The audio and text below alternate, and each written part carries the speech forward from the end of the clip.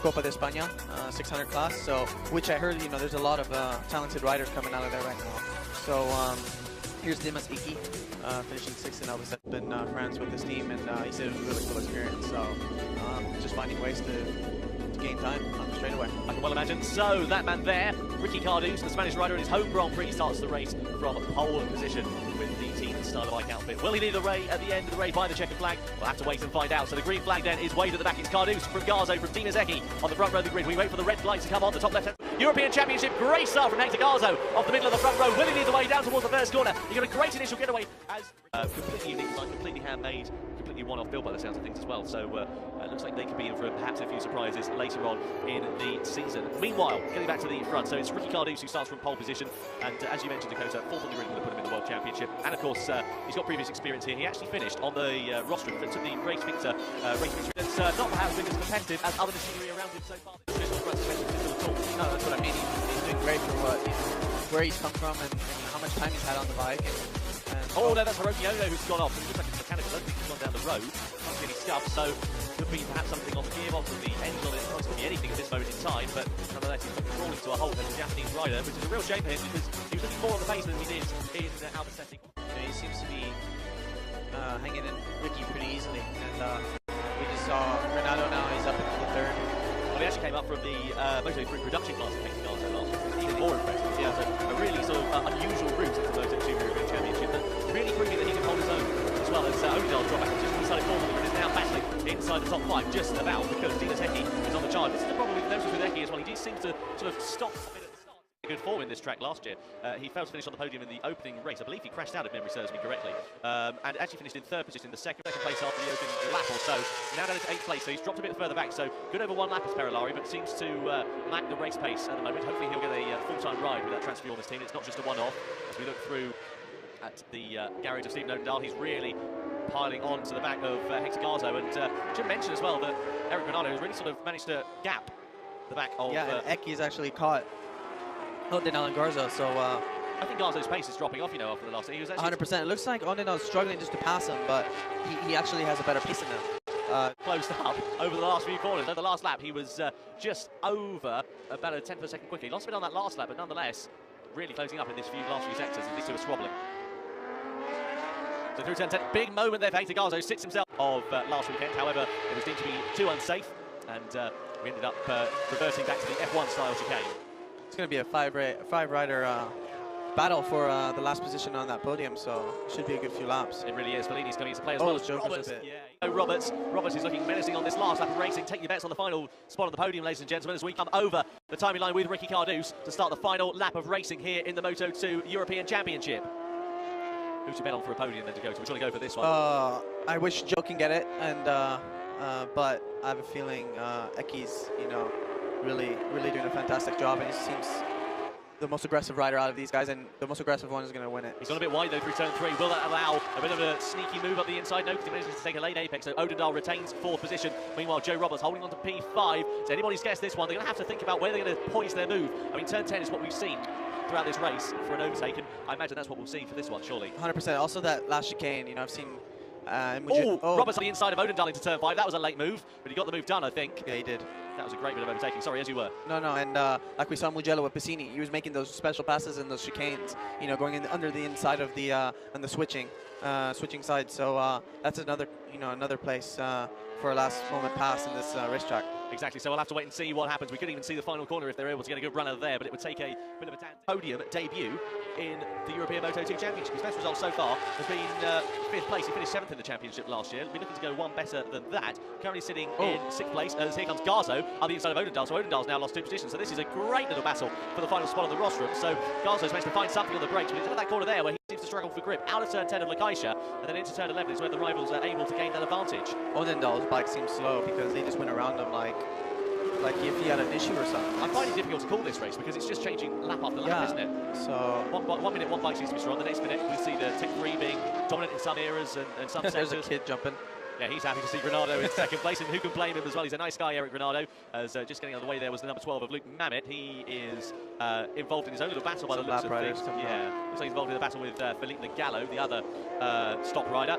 So the two top 600 riders sitting there in 17th and 18th place, right at the back of the field. Meanwhile, here comes Ekky on the outside of Garzo into turn 3. A bumpy corner, can't quite make it stick. He goes to the inside line as Garzo runs it wide, and now Odendal wants a piece of the action too. So into the right-hander we go. Will he be able to find a way through? Will Garzo? Can't quite make it stick, but Ekky now up into the podium for the first time this season. So that's a great result. He's taken back his front row start into the right-hander we go, as Luke Mamet once again gets out of the way on that Team Stratos Yamaha. So out of turn 5 we go and up the hill. Ekky really piling the pressure, but here comes Odendal up the inside into turn 7. It's not a normal overtaking spot, that one, but proving to be the exception of the rule is Odendal. Runs it a bit wide there, Dako, but manages to carry it on. And that's a tough corner to pass on because it's kind of blind and you don't know where you're entering as soon as you need the bike over. And Zarco actually crossed there last weekend, and it was a really fast one. Really, really huge, wasn't it? Out of turn 10 we go here at the Circuit de Barcelona Catalunya. There is Dimas Ekky's team watching on. They seem pretty relaxed so far, but I can imagine their hearts are probably going 10 to the dozen at the Astra Honda team at the moment. Ekky really piling the pressure, but here comes Odendal up the inside into turn 7. It's not a normal overtaking spot, that one, but proving to be the exception of the rule is Odendal. Runs it a bit wide there, Dako, but manages to carry it on. That's a tough corner to pass on because it's kind of blind and you don't know where you're entering as soon as you need the bike over. And Zarco actually crossed there last weekend, and it was a really fast one. Really, really huge, wasn't it? Out of turn 10 we go here at the Circuit de Barcelona Catalunya. There is Dimas Ekky's team watching on.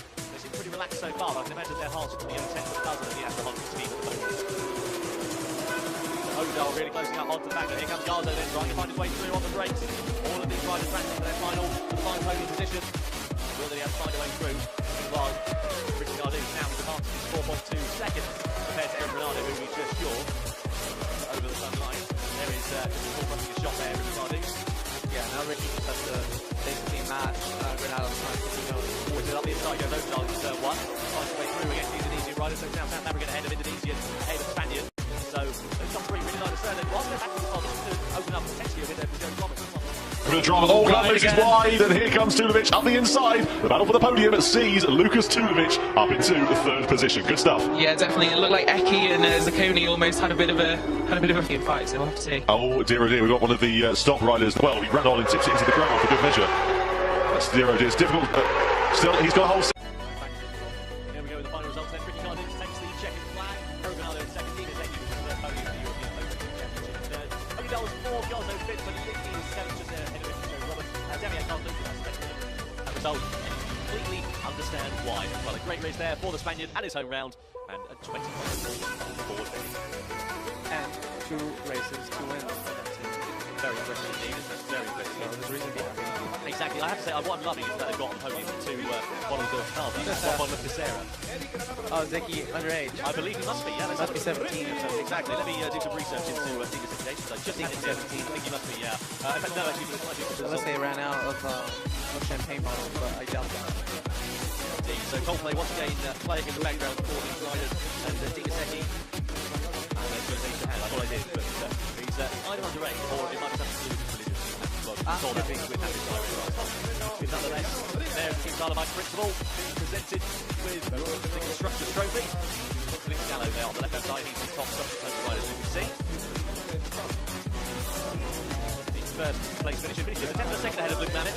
Very closely fought race between the 2 Yamaha R6 riders. There is Nick Gallo. And now the podium finishes in Moto 3. So first of all, it will be Dimas Ekky, the Indonesian rider, with his 1st ever podium in the European Moto 2 Championship. Before this race, he'll be the best of 5th place and 3rd place, and they'll go nicely on the trophy cabinet for him, and very nicely congratulated by Ricky Gardu's. 2nd place of Eric Bernardo, he'll be pretty happy with that, you would imagine. Yeah, his tire looks the most used up out of all of them, but I think it's also his riding style. He really got good compared to There is Ricky Gardu's then, the race winner of the European Moto 2 Championship. A great race for the Kalos rider. All the way to win the European Moto 2 Championship. Great that we had a battle going right down to the line, just as we had in Albacete and for the podium as well. Very exciting. There's the gas car that he is presented with by Repsol. I don't know if you'll be too pleased with that. That rather a bit of fuel for him. We went then for the Casella and the Carver to be sprayed on the podium, get the helmets and the checks out of the way before they have a photograph taken.